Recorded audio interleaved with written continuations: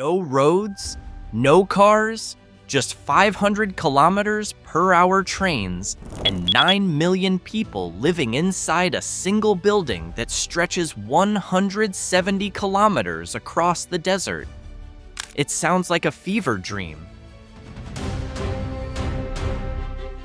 But Saudi Arabia is already pouring concrete. They're spending more on this one project than most nations' entire GDP. And they have to make it work, because when the oil runs out, so does their power. نقدم لكم The Line. مدينة مليونية بطول 170 كيلو. The crown jewel is the line, 500 meters tall, 170 kilometers long, cutting through desert with mirror walls so precise they look computer-generated. Imagine a city so linear you never need a car. Every neighborhood stacked vertically, with schools, shops, and homes within a 5-minute walk. A magnetic train called the Spine rockets passengers 170 kilometers in just 20 minutes, faster than any subway on Earth. Construction is already happening. Over 4,500 foundation piles driven into the desert. 1 million cubic meters of rock moved weekly. There's already a city there, NEOM Community 1, housing thousands of workers. But there's a dark side. Satellite images show villages cleared for construction. Families forced out, some arrested. 3 protesters may face execution.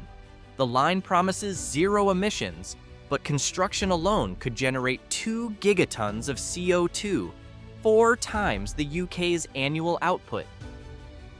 Is this a utopia or a monument to control? But even if the line works, NEOM needs more than just a city. If the line stretches imagination, Trojena snaps it in half.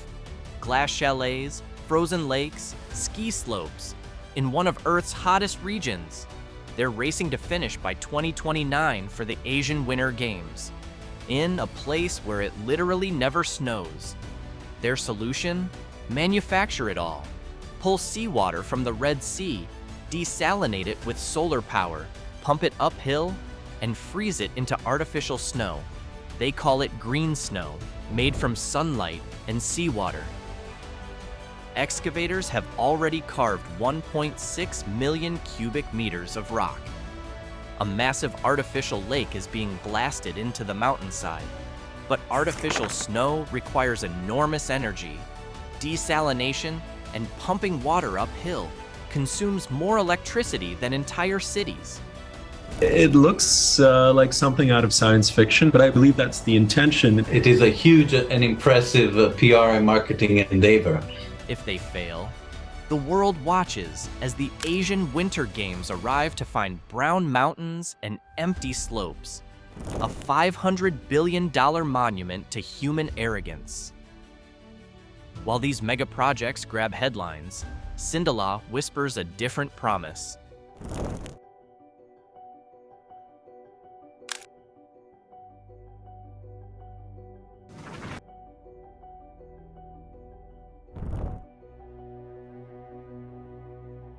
Crescent-shaped luxury island opening this year, NEOM's first real test.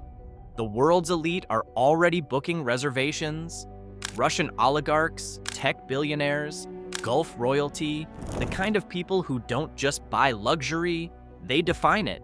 They'll dock their super yachts, dine at Michelin-starred restaurants, and make one crucial judgment.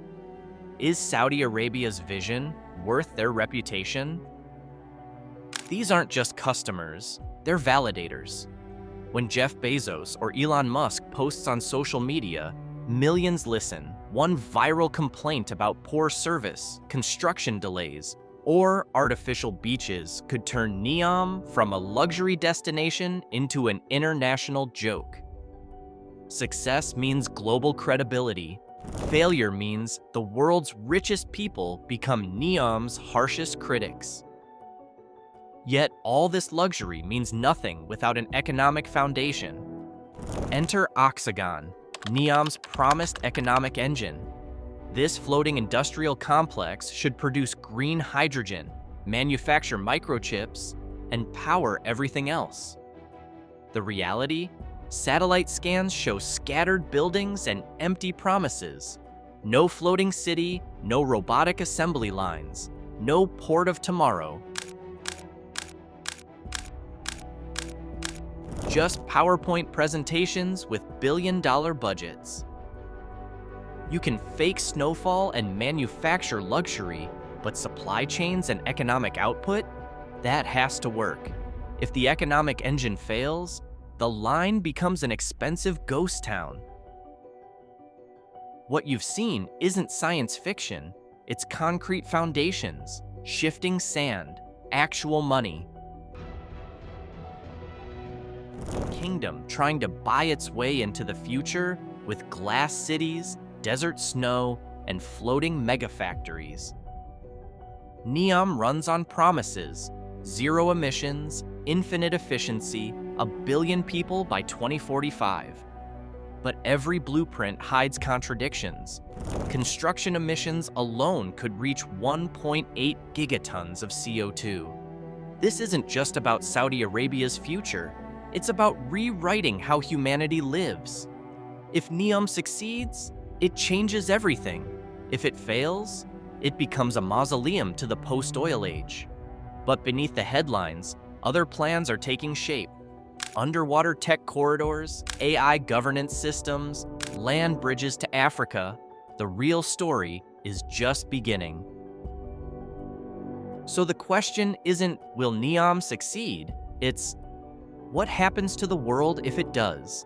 And what happens when every other nation tries to build their own NEOM?